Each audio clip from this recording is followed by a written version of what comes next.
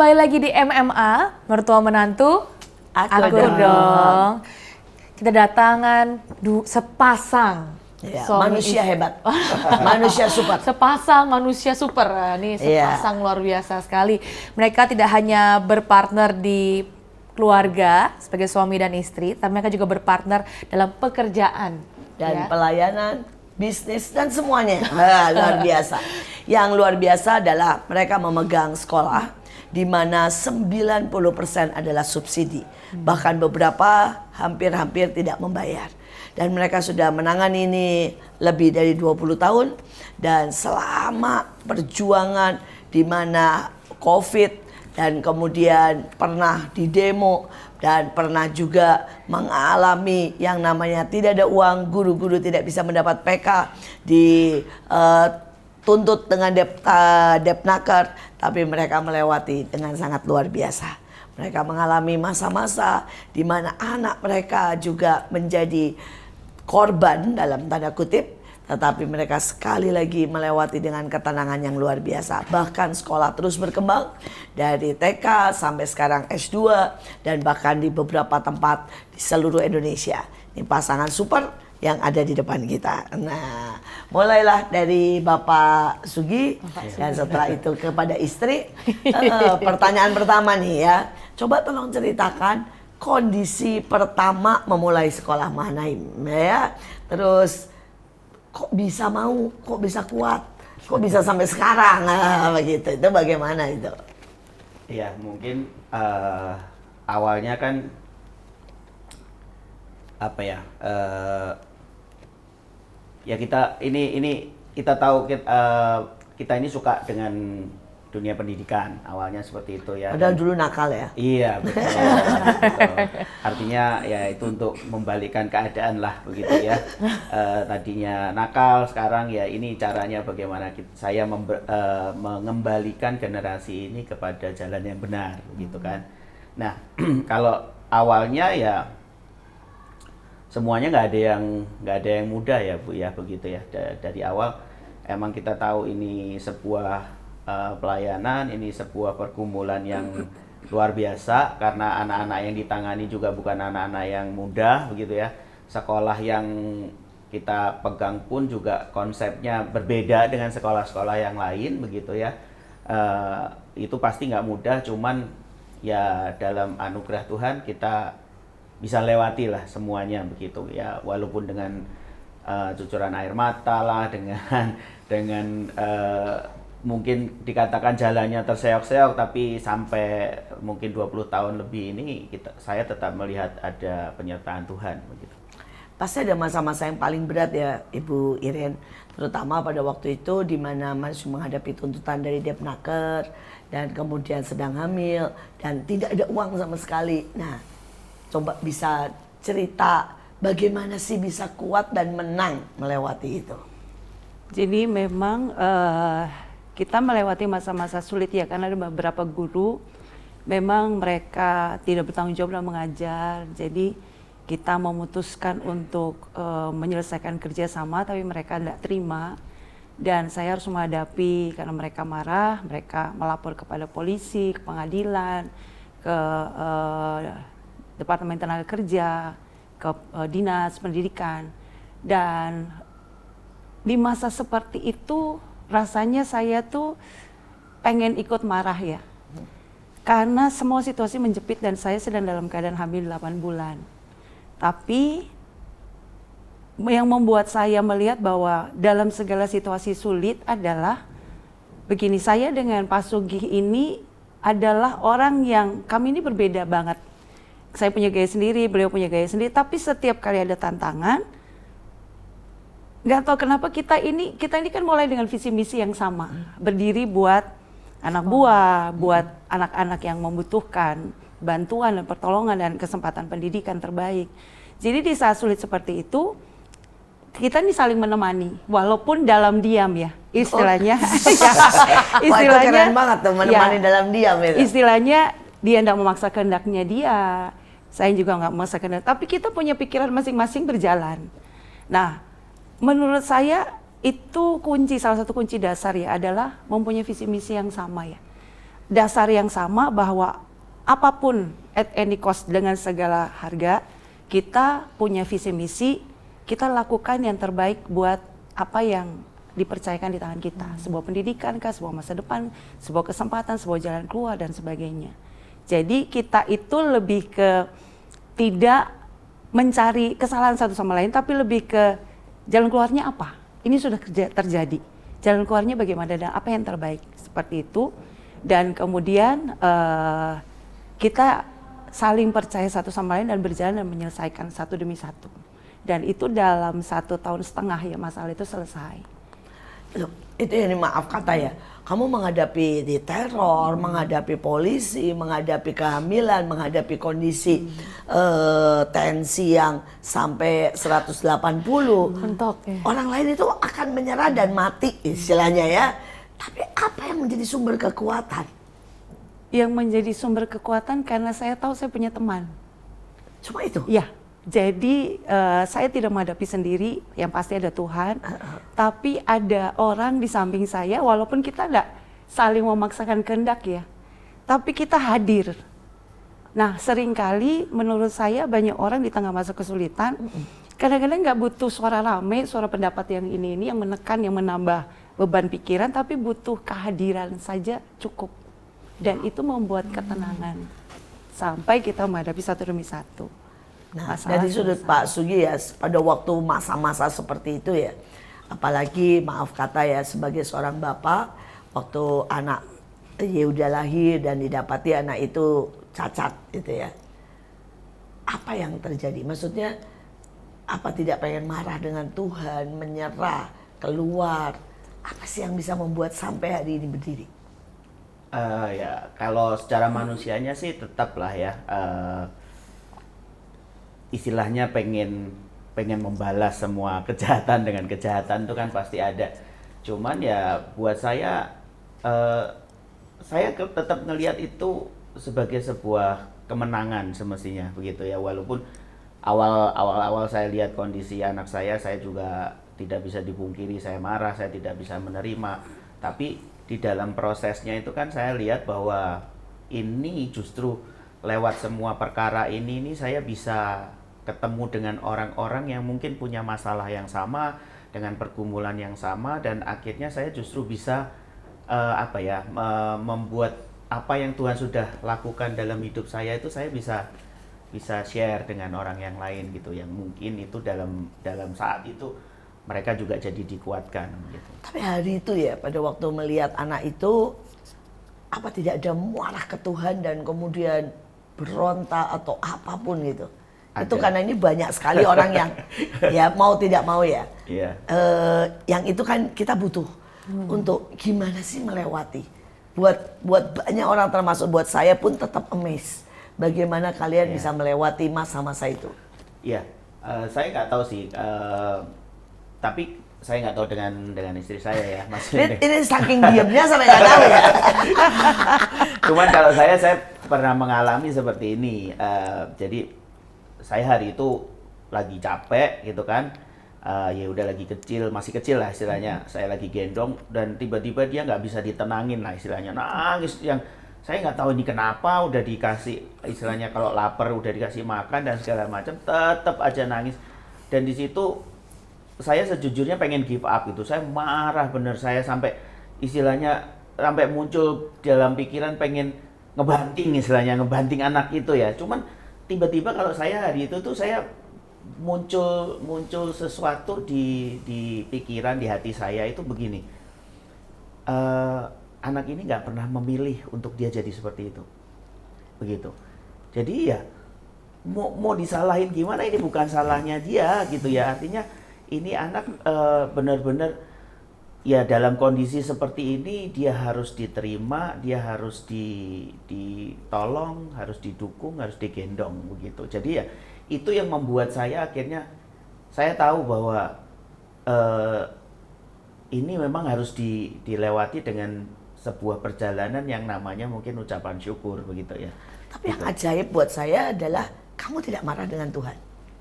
Karena banyak cerita ini tidak akan pernah sampai saat ini ya, di mana mujizat terjadi, di mana anak yang divonisnya mungkin meninggal atau lumpuh atau cacat total hari bocor ini jantung, Bu. bocor jantung ya, dan anak ini hari ini main musik ya, pergi pelayanan kemana-mana, naik sepeda, dan menurut saya kalau papa mamanya boleh dia akan naik motor dan naik mobil ya. Mungkin cuma kalian aja kurang berani ya, karena waktu itu saya sempat ngobrol, saya bilang ya udah mau apa, mau naik motor, katanya mau naik mobil, tapi mungkin papa mamanya aja yang belum berani ya. Tapi ini benar-benar ajaib gitu ya. Tapi kan ini cerita tidak akan pernah sampai di sini. Keajaiban itu tidak akan pernah terjadi seandainya ya hari itu Pak Rudi maupun Bu Iren marah dengan Tuhan.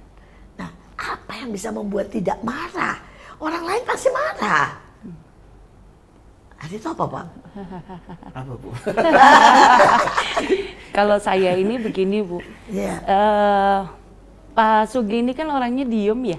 Saya ini orangnya panik. Jadi panik dan terlalu, kadang-kadang kalau sudah terlalu panik itu terlalu repot dengan banyak hal-hal kecil yang nggak perlu. Nah, kalau sudah menghadapi seperti itu, sejujurnya kita tuh marah sih. Marah dengan keadaan, marah dengan situasi, dengan lingkungan, dengan penyebab, dan bahkan nggak ada yang peduli menurut saya ya. Selesai kejadian, yang lain lupa. Tapi kita harus menghadapi ini sampai ya terus. Nah, hari dimana saya ini begitu pengen emosi, hari itu saya tuh cuma lihat, makanya kan buat saya itu gini, karena kami ini berbeda banget, jadi saya tuh belajar dari pasangan saya bilang, saya lihat dia ini diem, saya ini belajar menenangkan hati saya. Nah, dengan cara begini, saya tetap panik, saya tetap cari informasi dan tetap ke rumah sakit untuk cek tumbuh kembang anak saya. Tapi saya bilang, ayo kita berdua pergi. Kenapa? Karena buat saya begini, di saat saya tidak bisa menerima kenyataan yang berikutnya yang saya tidak tahu apa, setidaknya dia bisa menolong saya tenang. Nah, tapi sebaliknya kalau dia terlalu beku, terlalu tenang, terlalu nggak ada rasa, dia bisa membuat ngomong sama saya bahwa tolong bantu saya untuk melakukan apa, kasih tahu saya supaya kita bisa lakukan. Nah, buat saya ngantar anak saya yang waktu itu baru umur 3-4 tahun, itu bisa sendiri. Tapi hari itu saya berkata seperti yang tadi saya bilang, kadang-kadang kehadiran orang tertentu mungkin dia punya sejuta kelemahan. Tapi kehadiran dia itu menolong kelemahan kita untuk menghadapi sesuatu di depan. Nah, kalau saya lagi kesel sama dokternya, karena kenyataannya begini, anak saya ini masalah di bahasa, dokternya suruh anak saya terapi meronce. Jadi saya bilang, apa hubungannya antara meronce dengan bahasa? Terus kemudian bawa lagi di beberapa dokter tuh banyak, ada yang bilang, ini anak ini mengerti 2 bahasa, Bu, bahasa Inggris atau bahasa Indonesia. Lupakan bahasa Inggris, bahasa Indonesia aja. Tapi ada yang bilang dua-duanya aktifkan. Jadi semua pendapat beda-beda. Nah, di saat-saat seperti itu, buat saya, kehadiran seseorang yang visi misinya sama, yaitu yuk cari jalan keluarnya, apa yang kita bisa tempuh dengan resiko yang paling bisa kita hadapi. Karena semua pilihan kan pasti ada resiko ya. Nah, resiko mana yang kita berdua bisa hadapi. Jadi kita, ya walaupun itu hal kecil ya kita berdua berusaha menghadapi. Di sekolah juga sama, kalau ada anak buah berantem, kalau ada orang tua marah-marah, kalau ada misalnya warga protes dan sebagainya, kita udah bagi tugas. Kamu bagian ini, saya bagian ini. Tapi tidak harus selalu bersama ya, tapi kita tahu semua on position ya. Dia posisinya di tempat dia, saya posisi di tempat saya. Jadi itu membuat kita, ya saya melihat kita menyelesaikan banyak, termasuk anak. Kita lihat keajaiban, kita merubah yang tadinya orang bilang masalah menjadi itu piala saya, piala kami berdua, itu kemenangan kami. Intinya lebih ke berdamai sih, Bu, ya, dengan semua termasuk dengan Tuhan. Iya, iya. Kalau dibilang marah, memang awalnya ada gitu. Marah itu pasti ada gitu. Tapi kan cuma mungkin nggak terlalu berani gitu ya. Nggak sempat ngomong, Tuhan aku marah pokoknya. Ngomong. Kalau saya ngomong gitu ya. Cuman kan ya tadi yang saya bilang, ada satu titik di mana benar-benar ada sebuah suara yang keluar yang saya yang muncul di hati saya, dan mulai saat itu tuh saya mulai coba melihat dari kacamatanya Tuhan, dari sudut pandang Tuhan. Itu yang membuat menurut saya sih berbeda ya, begitu. Kalau dihitung kan keajaibannya sangat banyak ya. Banyak. Dalam seluruh hidup kalian. Mungkin kalau buat buku 15 jilid gitu ya. Nah, sekarang satu-satu nih. Saya minta Pak Sersugi cerita satu keajaiban yang paling dahsyat dalam dalam Yehuda. Sedangkan Bu Iren, saya minta buat cerita satu keajaiban yang paling pernah dialami dalam soal keuangan. Karena sekolah ini kan setiap hari menurut saya mujizat keuangan terjadi. Tapi kan pasti ada titik di mana hari itu benar-benar ada sesuatu keajaiban. Nah, Pak Rudi dulu soal Yehuda nih. Keajaiban apa yang sampai hari ini, wow, itu. Walaupun sangat banyak keajaiban. Banyak ya. Ini yang baru aja nih, baru kemarin lah. Saya nggak tahu mamanya tahu atau enggak, padahal ada di depannya begitu. Buat saya kan orang melihat dia ya kemampuannya mungkin di bawah anak yang pada umumnya ya di usianya seperti itu. Nah ceritanya kemarin dia punya mainan itu rusak begitu dan saya nanya ke Yehuda kan, ini mainannya mau diapain? Nah, dia bilang mau diservis gitu. Oke. Biasanya soalnya beberapa mainan dia yang rusak saya benerin dan itu bisa dimainkan lagi begitu. Dan saya nggak pernah menyangka sih bahwa dia bisa lakukan itu semestinya. Jadi ceritanya mainannya itu saya coba bongkar, saya perbaiki, berhasil nih, udah bisa berfungsi begitu ya. Dan tiba-tiba dengan keisengannya dia coba main-mainin dengan nggak ngikutin instruksi saya. Jangan dicongkel. Nah, dia congkel sampai akhirnya rusak lagi. Begitu kan. Nah, pada waktu ini apa nih mainannya supaya jelas pistol, nih? Bu, pistol-pistolan, Nerf gitu kan. Nah, sampai akhirnya saya ngomong, ya kan, Papi bilang apa? Papi bilang jangan dicongkel, kamu tetap congkel, rusak nih. Papi nggak mau benerin. Oke, tenang Papi, tenang. Dia bilang. Oh, dia bisa bilang begitu. Dia bilang tenang Papi, tenang. Dia ambil obeng, dia ambil semuanya, dia bongkar lagi. Jadi itu mainan sudah saya rapiin, semua skrupnya udah terpasang rapi, dia bongkar semuanya, dia copotin semuanya, dia ambil lagi, dia pasangin lagi satu, yang saya nggak bantu sama sekali. Dan malam hari itu saya menyaksikan dia, setiap kali saya mau bantu, bisa nggak? Bisa, tenang, dia bilang. Dan kurang lebih hampir 30-45 menit lah, dia rangkai semuanya jadi, dan sampai hari ini pistolnya bisa dipakai. Itu tanpa bantuan saya. Buat saya, ya itu apa ya, keajaiban lah ya, gitu. Artinya, yang tidak pernah saya sangka ternyata dia bisa lakukan itu gitu ya, selain mungkin kemampuan dia dalam hal musik dan lain sebagainya begitu. Musik sekarang sudah sampai taraf apa nih? Ya tarafnya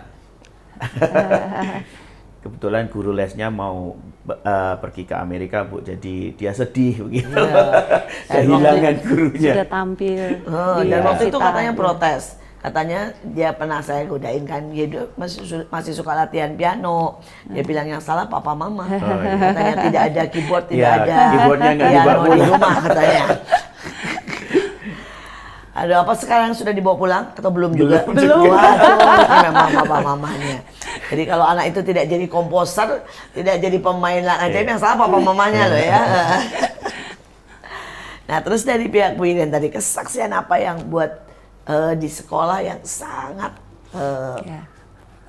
seperti yang tadi saya bilang, saya sama Pak Sugi ini kan beda sekali ya.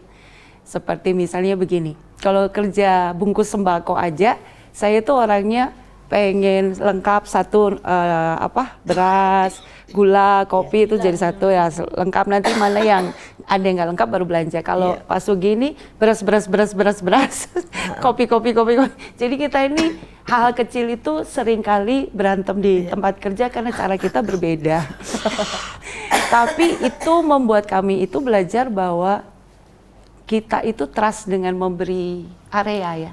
Saya punya area tentang gaji, beliau punya area bagian operasional. Jadi kita tidak saling mencampur, tapi kita kalau kurang bilang teriak, saya kurang uang nih, kamu punya nggak dan sebagainya. Nah, begitu juga dengan kalau saya mau masuk area dia, saya akan ngomong begini. Misalnya dia cerita tentang area dia dan saya nggak setuju dengan satu pemikiran. Jadi saya akan ngomong, boleh usul nggak? Seperti itu. Nah, dia pun sama ke saya. Artinya di titik itu kita sudah siap bahwa usul saya nggak diterima juga nggak apa-apa. Ya. Pokoknya saya udah ngomong. Nah, dengan keuangan pun sama. Saya bagian gaji itu dibutuhkan sekitar 800 juta setiap bulan. Dengan kondisi anak-anak itu 80% mereka subsidi dan tidak bayar. Beberapa bahkan waktu masa pandemi itu mereka membayar pakai hasil kebun. Ya. Nah, Pak Sugi ini bagian operasional. Jadi hari itu uang kurang 60 juta dan kenyataannya secara sistem walaupun uang ada banyak tapi kurang 60 juta semua tidak gajian. Jadi kalau sistem kalau kurang nggak jalan ya? Kurang 1 juta nggak di jalan. Iya. Jadi auto debit gitu ya.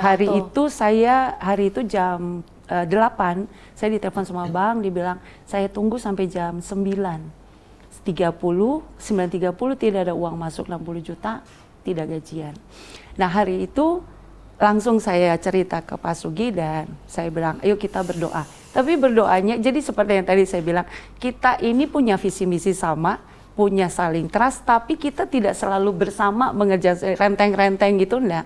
Jadi saya berdoa dia berdoa dan dia dapat firman dari Tuhan bahwa dia harus membagi makanan dan minuman hangat kepada orang-orang yang tidak punya rumah di malam Jadi hari. Jadi udah makin nggak ada, tapi mau dapatnya malah mau bagi-bagi ya. Nah, kemudian waktu saya berdoa, saya itu dapat firman tentang hari itu kan masih pandemi ya Bu. Jadi kita harus buat pertemuan orang tua murid dan kalau bahasa sederhananya pastikan semua orang tua menangis.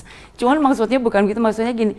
Biarkan orang tua itu punya harapan lagi di tengah masa sulit seperti itu. Dan mengeluarkan juga semua bebannya dalam hadirat Tuhan lah ya. Jadi hari itu pertemuan orang tua murid dari TKA, TKB, SD 1 sampai 3, SD 4 sampai 6. Pokoknya semua level itu ada 15 level ya. Jadi kita berdua yang bawa firman. Jadi kita habis dari sini melompat ke sana, pokoknya udah jalurnya kita atur udah kayak hari itu mau ada kejadian darurat gitu. Jadi ini dari sini jalurnya begini dan segala macam. Tapi kita juga harus ngatur jalur orang tua selesai, harus lewat mana, orang tua datang lewat mana dan segala macam. Supaya tidak terlalu karena pembicaranya cuma 2 orang. Betul. Dan begitu selesai, kemudian saya tanya lagi Tuhan harus bagaimana. Dan Tuhan bilang, sekarang kamu tulis cek 75 juta. Seolah-olah kamu akan ambil uang dari satu bank, dari bank kamu yang lain dan setor ke situ. Saya bilang lah ini uang nggak ada sama sekali. Tapi saya tidak tahu kenapa harus dilakukan seperti itu. Saya tulis dan menjelang jam 9.30 kurang 5 menit. Saya tuh tidak tahu harus melakukan apa. Jadi setelah semua yang kami lakukan, saya itu sampai berlutut sembunyi di bawah meja kantor saya. Sambil nangis saya cuma bilang gini, Tuhan kalau saya hari ini berdiri di depan anak buah saya minta maaf, mungkin mereka memaafkan saya. Tapi mereka tidak bisa pakai kata maaf itu untuk belanja minyak goreng, untuk belanja beras, telur, dan sebagainya. Jadi Tuhan ampuni kesalahan kami, tapi tolong perhitungkan setiap mereka yang bekerja, setiap hari naik di hadapan-Mu. Jadi saya cuma berdoa sesederhana itu, selesai, kemudian saya dapat WA dari satu orang yang saya kenal tapi saya tidak akrab, saya tahu dia. Dia cuma bilang begini, saya kirim kamu uang di bank ini 100 juta. Hari itu buat saya tuh sampai gemeter ya. Dan saya baru mengerti kenapa Tuhan suruh saya tulis cek. Karena kalau saya dalam keadaan begitu, tulis itu pasti gemeter.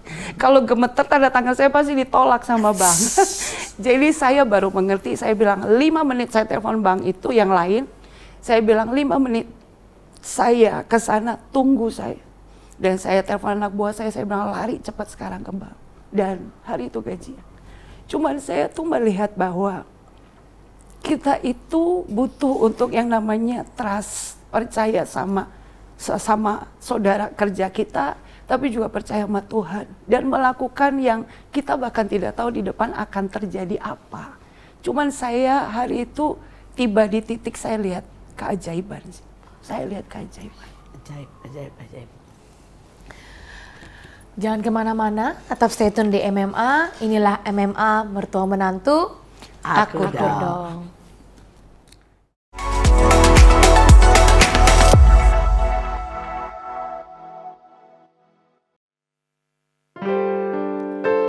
Betapa ku mencintai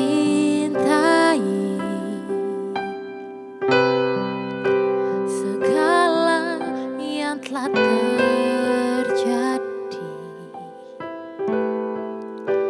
tak pernah sendiri jalani hidup ini, selalu menyertai.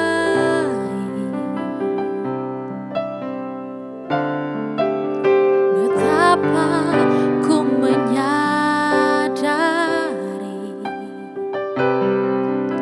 di dalam hidupku ini Kau selalu memberi rancangan terbaik oleh karena kasih.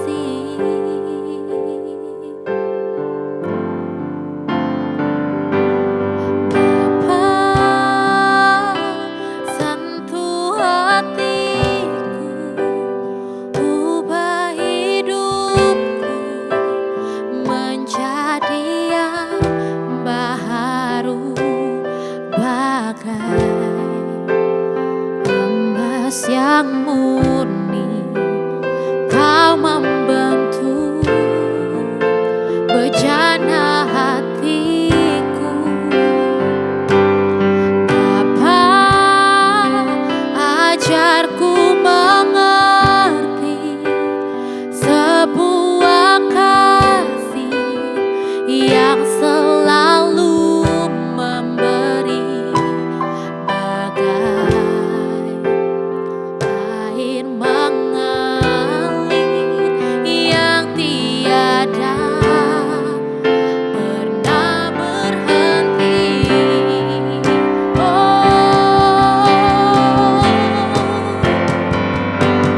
Bapa, sentuh hatiku, ubah hidupku menjadi yang baru, bagai emas yang murni. Kau membentuk bejana hatiku. Bapa, ajarku mengerti sebuah kasih yang selalu memberi, bagai air mengalir yang tiada pernah berhenti, bagai air mengalir yang tiada pernah berhenti, bagai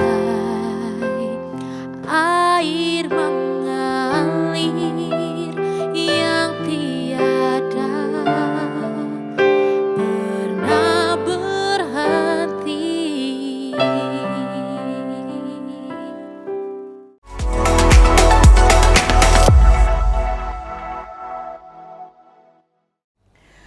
Kembali lagi di MMA Mertua Menantu. Akur dong. Akur dong.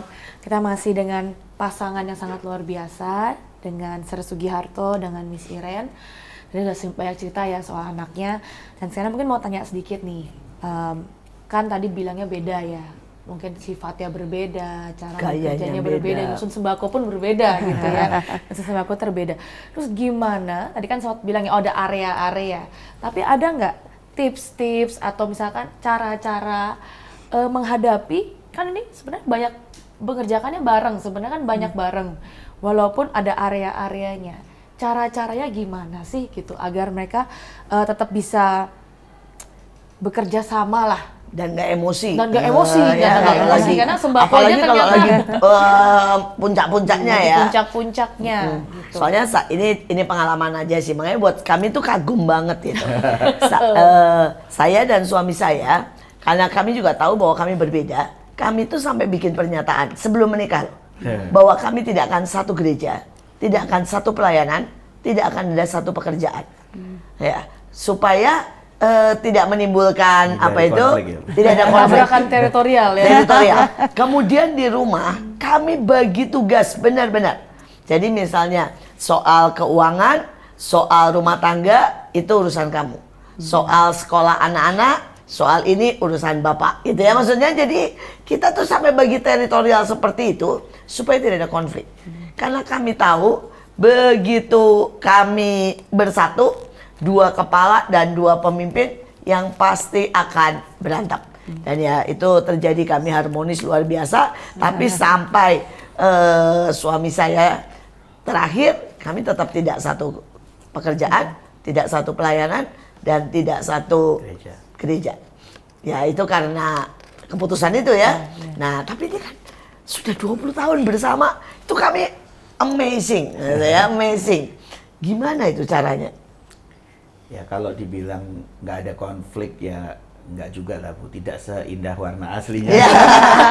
Pasti ada justru itu bumbu-bumbu yang menurut saya seru ya begitu. Tetap ada lah konflik. Bagaimanapun kan kita berdua sama-sama posisi di pemimpin begitu kan ya, jadi ya pasti ada gitu. Cuman ya kalau saya lihatnya seperti ini loh, kayak apa ya, kayak burung atau bebek yang terbang bareng-bareng gitu kan, pasti ada satu yang di depan, nanti habis itu dia pindah ke belakang ganti yang lain. Nah, memang itu yang kita tanpa kita sadar juga ya, itu yang kita lakukan gitu di dalam pelayanan. Jadi kayak contoh misalnya tadi dalam hal ngambil keputusan, misalnya kayak kemarin dia ada pelayanan provinsi dan segala macam. Ya sudah, dia mau keluarin uang gimana saya udah nggak tahu gitu ya. Kalau dibilang semestinya posisi yang nggak enak ya, saya orang uangnya masuknya ke dia semua. Uangnya masuk ke dia semua kan gitu. Cuman kan kalau misalnya saya istilahnya musuhin di situ juga nggak jadi jalan keluar juga. Ya udah, artinya saya tahu dia ambil semua keputusan dengan bijak juga dalam memakai semuanya seperti itu. Nah, begitu juga nanti dalam hal operasional, saya nanti yang akan misalnya nggak bisa ini nggak bisa ini gitu. Saya yang atur dan dia memang tidak mencampuri di situ gitu. Jadi ada saat-saat yang seperti itulah. Yang keren itu ya tadi ya, seperti angsa itu ya. Pokoknya bergantian siapa yang di depan. Siapa yang di depan. Gitu. Nah, ini sekarang menghadapi anak buah ya. Biar bagaimana anak buah itu kan suka sekali mengambil celah perbedaan. Ya itu kan kenyataan ya. Dan mereka kan walaupun tidak sengaja, tanpa disengaja, mereka pasti akan mencoba untuk mengambil celah kanan kiri. Mengambil celah kanan kiri. Keuntungan. Dan bahkan kalau perlu mengadu kalian gitu ya. Betul. Ya, itu otomatis lah, itu manusiawi gitu ya. Nah itu bagaimana kalian menyikapi itu? Kalau kami itu begini Bu, yang seperti saya tadi bilang, trust itu tidak hanya percaya bahwa dia akan berhasil, tapi waktu dia gagal pun saya trust dia di posisinya dia, seperti itu. Nah, jadi Pak Sugi ini kan buat salah satu aturannya RPBS, perencanaan anggaran bulanan. Mereka boleh ajukan tiap level untuk butuh apa, butuh tinta, butuh dan sebagainya. Mereka boleh ajukan per level. Nah, kadang-kadang ada yang mendadak dan mereka sudah ketakutan dulu karena buat saya trust itu dasarnya mengenal ya. Jadi saya itu kenal suami saya adalah orang yang kalau dia melarang sesuatu biasanya dia kasih alternatif pilihan jalan keluar. Bukan orang yang cuma nyalahkan. Jadi waktu mereka takut tidak diberikan yang mereka mau, mereka udah belok tuh. bilang, Miss Iren, Iya. tolong, Iya. begini dan sebagainya, dengan harapan saya bisa keluar kantong kanan gitu ya, Iya. istilahnya kantong kiri, kantong kanan. Dan saya biasanya akan ngomongin, kenapa? Dan biasanya mereka bilang, iya soalnya ini mendadak. Oke, kamu sudah sampaikan ke Pak Sugi, takut, sampaikan dulu. Mau dimarahin, mau salah, kan kamu nggak dipecat. Jadi saya kasih dia pengertian. Dengan belakangnya adalah, yuk kamu berusaha hadapi Pak Sugi. Dan saya tidak, istilah saya gini, saya tidak telepon Pak Sugi dulu untuk bilang bahwa ini begini, enggak. Karena kita sistem kerjanya berbeda tempat, tapi kita tahu kita bersama-sama dengan dasar yang sama untuk berdiri buat anak buah kita, berdiri buat sekolah. Jadi trust itu menolong kami untuk yuk hadapin. diadu Iya, gitu ya. iya, Nggak diadu. Iya, seperti itu Bu. Kira-kira. Kalau dari sudut Pak Sugi, kalau misalnya nih anak buah jalan belakang nih minta juga misalnya nih anak, bukan anak buah juga ya, misalnya nih anak nih, misalnya nih sama menurut saya nih ya, Yehuda pasti tidak dapat izin dari mamanya untuk naik motor. Ya kan? Sedangkan sampai bayangin ya, ketemu saya yang nggak terlalu deket aja, kerinduan dia ternyata naik motor. Nah ya, nah ini seandainya Yehuda mengkilikitik papahnya, nah atau anak buah yang lain, itu gimana? Ya kalau bicara anak kan saya begini Bu, artinya saya apa ya mau pakai kata trust atau apalah, tapi kalau saya lebih memilih lebih mengenal cara kerjanya dia begitu ya. Ya artinya kalau selama ada dia, anak saya minta, saya nggak kasih gitu. Karena itu akan membuat apa ya, damai sejahtera hilang gitu. Ya, tapi kan ada saat-saat nanti misalnya gitu, ada dia lagi pergi pelayanan 3 hari, 1 minggu, 2 minggu, lebih bahagia anaknya. Karena biasanya saya akan coba jawab di situ. Jadi dia punya banyak rahasia sama anak-anak Bu, yang saya tidak tahu. Ya, dengan tanpa istilahnya menjelekkan pasangan begitu betul, ya. Tapi dan artinya tanpa kan dengan cara betul, seperti betul, itu kita betul. coba siasati. Kalau sama guru-guru, Ya, sama kalau- atau orang bawahan anak buah nih? Kalau sama guru-guru saya lebih ya balik ya tadi saya lebih percaya saya tahu style kerjanya dia. Kalau dia coba ada anak buah yang membisikkan sesuatu yang berbeda kan, oh enggak, ini kayaknya enggak benar nih kayak itu. Saya tahu cara kerjanya dia, saya tahu maksudnya dia begitu kan. Terus saya juga kalau saya balikin gini Bu, seringkali saya main di area tadi ya, kalau misalnya itu di area misalnya ini hubungannya dengan ketenaga kerjaan gitu ya, saya nggak akan saya akan kasih inputan secara dari sudut pandang saya, tapi saya bilang nanti keputusan terakhirnya ada di beliau begitu. Itu yang saya nggak akan langgar sih begitu. Itu aja yang menurut saya agak sedikit menjaga. Nah, sekali ini pertanyaan tapi buat semua nih. Biar bagaimanapun suami istri itu kan terlalu banyaklah perbedaan, kemudian gesekan, kemudian trauma. Dan ini ngomong-ngomong pernikahan sudah berapa tahun nih? 21 Bu, sama dengan kita pernikah langsung masuk Langsung sekolah kantor, ya. Berarti sebentar lagi bisa kawin perak ya. Iya. 25 kan kalau kawin perak ya, sebentar lagi. Nah, bagaimana untuk dalam tanda kutip menghapus trauma-trauma atau hal-hal yang menyakitkan yang terjadi di antara kalian. Ya, saya berharap itu bisa share buat banyak orang. Karena ini kan yang nonton ini kan banyak ibu rumah tangga dan bapak rumah tangga ya. Nah, problem terbanyak hari ini adalah trauma di antara suami istri atau apapun lah, sehingga menyebabkan hubungan itu makin lama makin renggang. Mungkin masih menikah, tapi sudah tidak ada cinta, sudah tidak ada komunikasi, bahkan sudah tidak ada gairah lah soal seksual dan sebagainya. Nah, ini bagaimana kalian menghadapi, ditambah kalian partner kerja. Nah, ya, itu buat saya ini tetap amazing. Karena salah satu yang dulu suami saya juga bilang begini, kita tuh sampai buat peraturan begini, jangan sampai kita itu terus ketemu sampai bosen. Jadi buat kami tuh kalau pergi kerja dan sebagainya itu okay gitu ya. Karena saya sama suami itu ujungnya ketemu, cuma yang ketemu nggak tidur ya, mungkin cuma 4 jam. Ya, di pagi 1 jam, di malam 3 jam. Setelah itu yang lain tidur itu. Dan itu membuat kami tidak pernah bosan. Karena kami punya cerita gitu ya. Kami punya hobi bareng nonton. Kebetulan kami hobinya bareng nonton. Gitu. Nah itu yang kami eksplor lah di situ ya. Tapi kan ini 21 tahun loh. Bareng terus loh. Nah ini bagaimana menghadapi kebosanan, trauma, kesakitan yang kalian alami. Siapa? Nah, Bapak Bapak dulu. Bapak dulu. Bapak dulu. Kalau saya gimana ya cara? Biasanya saya memanfaatkan saat-saat memang harus melakukan pekerjaan atau pelayanan sendiri gitu. Tetap ya. Ya itu Me time ya, lah ya. itu waktu dimana saya bisa punya waktu buat saya gitu ya, dan mengerjakan segala sesuatu dengan gaya saya begitu kan.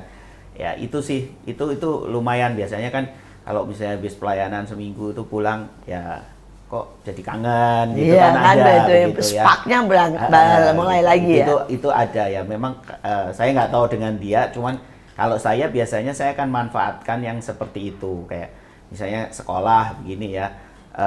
Memang dia lebih banyak stay di sini, tapi kadang kan saya harus ke Jakarta, ada sekolah yang di Jakarta itu yang harus ya saya manfaatin itu aja gitu. Mungkin di sana juga mungkin cuma duduk ngeliatin orang kerja begitu, tapi saya pakai itu buat sesuatu yang istilahnya me time tadi gitu. Mungkin di mobil saya juga bisa dengerin lagu, saya bisa dengerin khotbah, saya apa dan segala macam seperti itu. Dan itu me time ya. Iya. Perlu nggak misalnya nih, ini ya buat semua yang nonton ya, kamu bilang ini kan salah satu hobinya kan naik gunung. Betul. Misalnya setahun sekali naik gunung 3 hari gitu ya, atau 4 hari gitu. Itu visanya belum granted. Wah ini nanti saya akan tanya nih, kenapa loh ya? Visanya belum. Ini demi Lebih susah kesehatan. dari visa Amerika Bu soalnya. Waduh. Apa alasannya tidak boleh 3-4 hari nyepi naik gunung puas, pulang jadi muda lagi loh. Apa yang membuat toh nggak ngajak toh? Kalau ngajak itu ya itu pasti nggak keluar visanya. Udah jelas nggak mungkin aja Bu, udah beda soalnya. Udah beda. Terus soalnya saya sama suami saya, kenapa kami itu benar-benar saling menikmati dan akur ya. Jadi suami saya tahu dia seminggu sekali harus olahraga minimal 1-2 kali, dan tidak boleh saya ikut karena kalau saya ikut olahraga itu mengganggu sekali. Ya. Terus yang kedua dia juga sebulan sekali dia akan dalam tanda kutip melakukan yang dia suka, kayak lihat badminton atau lihat mobil mewah, dan saya juga nggak boleh ikut lihat komputer karena pasti mengganggu. Dan sebaliknya saya juga punya waktu-waktu di mana saya ngopi makan sepuasnya, dia nggak boleh ikut karena dia pasti mengganggu ya. Nah tapi itu kan keputusan bersama ya. Tapi ini kan naik gunung aja nggak boleh. Nah ini sekarang saya nanya sama istri nih, gimana ini? Boleh Bu. Apa alasannya kok nggak boleh? Kasihan loh. Kalau saya ya Bu, saya juga sebenarnya sama sih. Jadi butuh ruang, butuh waktu tertentu, butuh jarak, butuh ruang, butuh jadi diri sendiri tanpa aturan-aturan. Nah, sebenarnya gunung boleh Bu. Yang nggak boleh apa? Boleh loh ya di sini ya, di depan semua orang loh ya. Boleh. Yang nggak boleh apa? Takut didoain karena merasa sudah tua atau gimana? Iya kan? Khawatir. Itu ada itunya Bu. Cuman Mau nyetir jauh aja, udah nggak usah nyari orang aja buat nyetir. Iya. Saya masih kuat Bu. Itu sayang yang berbeda ya. kalau saya tuh seperti ini dari awal waktu kami menikah itu, saya tuh punya satu pertanyaan yang saya ingat sampai sekarang. Kalau kadang-kadang saya kalau di seminar keluarga saya bawa. Jadi pertanyaannya itu begini, apa alasan orang bercerai? Nah, banyak yang bilang gak cocok, banyak yang bilang gak cinta dan sebagainya, dengan alasan-alasan yang biasa dibangun oleh dunia ya. Tapi satu yang saya jawab hari itu, saya itu masih ingat sekali, saya bilang tidak ada alasan untuk bercerai. Jadi hari itu tuh Tuhan mengajar begini, kalau kamu memulai pernikahan dengan berpikir bahwa nanti akan begini, nanti akan begini, nanti akan begini, kemungkinan itu bisa muncul di tengah perjalanan. Tapi kalau kamu sudah ngunci di depan bahwa tidak ada alasan apapun, seperti Firman bilang, apa yang bersatu manusia tidak bisa dipisahkan, dipersatukan Tuhan, tidak bisa dipisahkan manusia. Nah, mulai dengan itu tidak memberi ruang buat itu. Tapi waktu kita tidak punya alasan bertahan, misalnya trauma, dikhianati, atau perpecahan, atau sulit mengampuni, atau apapun lah yang terjadi, itu meninggalkan sakit ya. Nah, itulah kita butuh waktu sendiri seperti yang tadi dikatakan. Nah, biasanya kalau dia pelayanan, saya mungkin pakai waktu pelayanan, tapi kadang-kadang ini pelayanan itu kan hari Minggu ya. Saya cepat pulang, tapi kalau hari biasa, biasanya saya izin ya 2 jam saya pergi. Nah, itu saya nggak kemana-mana, kadang saya makan sendiri, kadang saya bahkan tidur di mobil. Hanya untuk meredam dulu supaya saya ini menemukan kembali, yuk cas lagi, yuk maju lagi, yuk jalan lagi, kayak gitu. Nah, biasanya kayak gitu saya ngobrol sama Tuhan atau saya putar khotbah, penyembahan, tapi kebanyakan saya tuh suka tidur sih. Saya itu kalau tidur itu saya merasa tenang dan bangun ya saya pulang dan kita mulai lagi seperti itu. Kalau saya ya, kalau dulu waktu belum ada mobil saya suka jalan kaki setengah jam, dia sambil self talk ya dengan Tuhan. Akhirnya pulang dan saya dapat sesuatu yang baru. Luar biasa. Kita ada di ujung daripada 2 super yang ajaib. Tapi ujungnya adalah mari hadapi apapun bersama Tuhan. Dan mari apapun ya, kita harus jadi teman, tidak hanya sekedar menjadi suami istri. Karena itu mempunyai kekayaan sesuatu yang luar biasa. Sekali lagi jangan lupa bahwa trust itu membuat segala sesuatu jauh lebih indah. Waktu kita percaya, kecurigaan itu mungkin ada. Tapi waktu kita bilang kita ingin percaya, itu akan memudahkan sangat banyak hal. Menyelesaikan masalah dengan hanya percaya. Sekali lagi inilah MMA, mertua menantu, aku dong. Jangan lupa untuk like, komen, dan subscribe YouTube kita Asia Zara dan juga stay tune untuk episode-episode selanjutnya. Sampai jumpa. Terima kasih semuanya. Sekarang ku memujimu, Allah yang setia, yang tak pernah meninggalkan. Perbuatan tanganmu, sekarang ku menyembahmu, Allah yang mulia, sempurnakan